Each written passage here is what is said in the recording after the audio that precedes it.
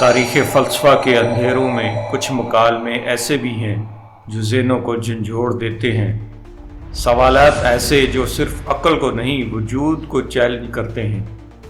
آج ہم لے کر آئے ہیں ایک ایسا ہی مکالمہ، ایک ایسا فلسفیانہ معرکہ جہاں نوجوان سقراط اپنے وقت کے عظیم مفکر پارمینائڈس کے سامنے کھڑا ہے۔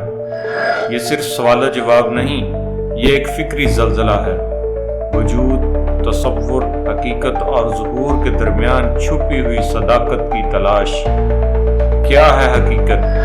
کیا محض تصور بھی کوئی وجود رکھتا ہے؟ اور کیا عقل کی رسائی اس حتمی سچ تک ممکن ہے جسے پارمینائڈس واحد اور اٹل مانتا ہے؟ تیار ہو جائیے ایک فکری سفر کے لیے جہاں الفاظ ہتھیار ہیں اور فلسفہ میدان جنگ۔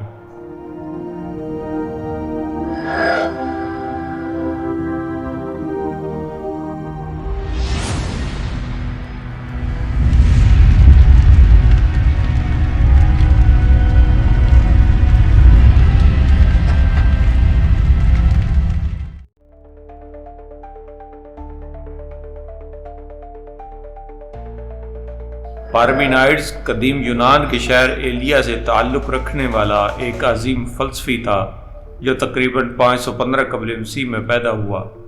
اسے فلسفہ وجود یا انٹولوجی کا بانی تصور کیا جاتا ہے۔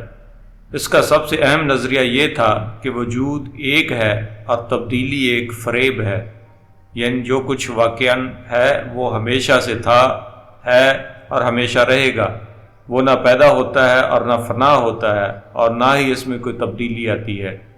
پارمینائڈس کا کہنا تھا کہ ہم صرف عقل کے ذریعے حقیقت تک پہنچ سکتے ہیں، جبکہ ہمارے حواس ہمیں دھوکہ دیتے ہیں، کیونکہ وہ دنیا کو کثیر، متحرک اور بدلتا ہوا دکھاتے ہیں، حالانکہ اصل میں ایسا کچھ نہیں ہوتا۔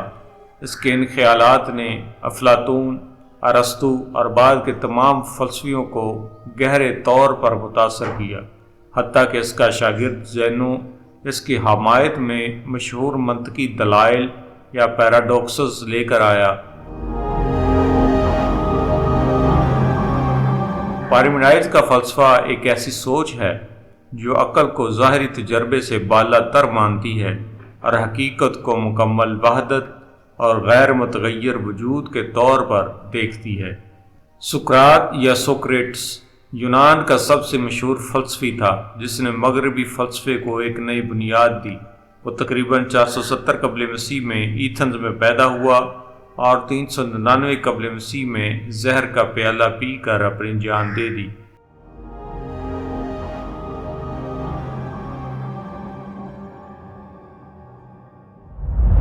سقراط نے کوئی کتاب نہیں لکھی، ہم اس کے خیالات کو زیادہ تر اس کے شاگرد افلاطون اور زینوفونٹ کی تحریروں سے جانتے ہیں۔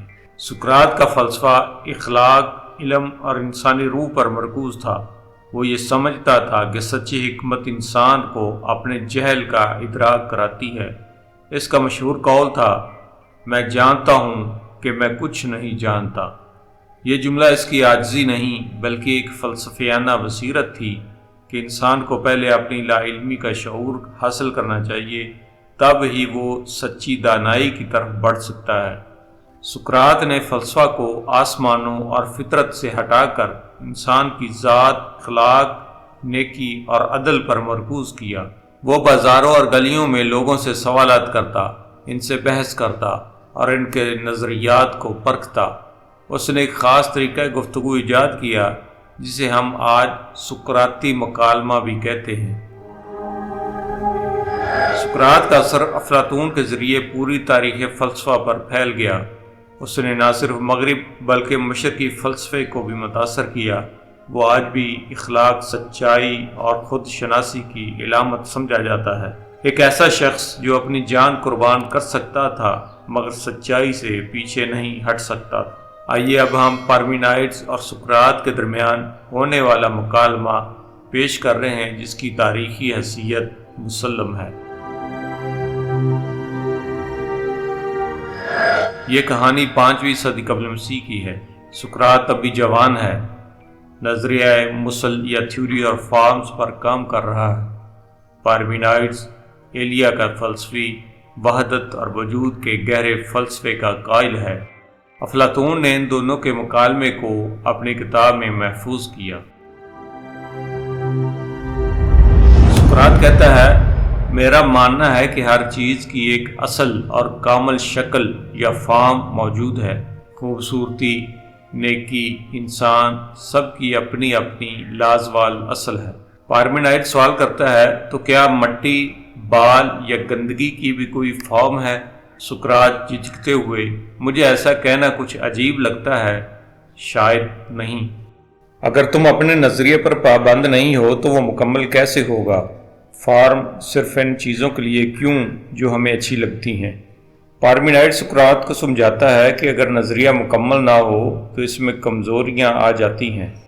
پھر وہ تھرڈ مین دلیل پیش کرتا ہے جس میں وہ ظاہر کرتا ہے کہ فارمز کا تصور لامتناہی تسلسل میں بدل جاتا ہے۔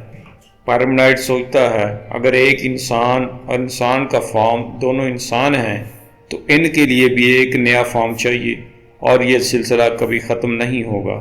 اور کہتا ہے، آپ کی بات میں وزن ہے۔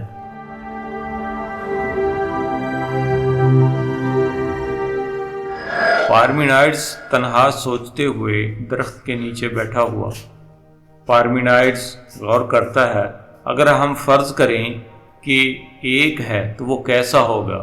نہ اس کی شکل ہوگی، نہ حرکت، نہ وہ وقت میں بدلے گا، نہ جگہ میں، یعنی وہ مکمل طور پر ناقابل فہم ہوگا۔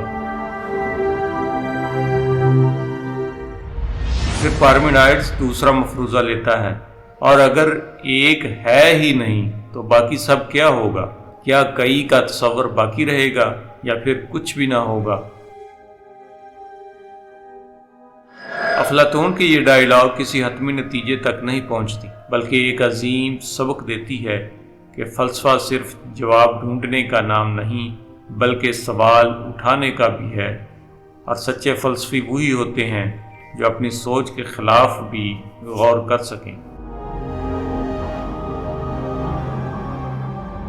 افلاطون، سقراط اور پارمینائڈس، تین عظیم دماغ جن کی گفتگو آج بھی دل و دماغ کو جھنجھوڑ دیتی ہے۔ اگر آپ کو یہ کہانی پسند آئی تو ویڈیو کو لائک کریں، شیئر کریں اور ہمارے چینل کو سبسکرائب کریں۔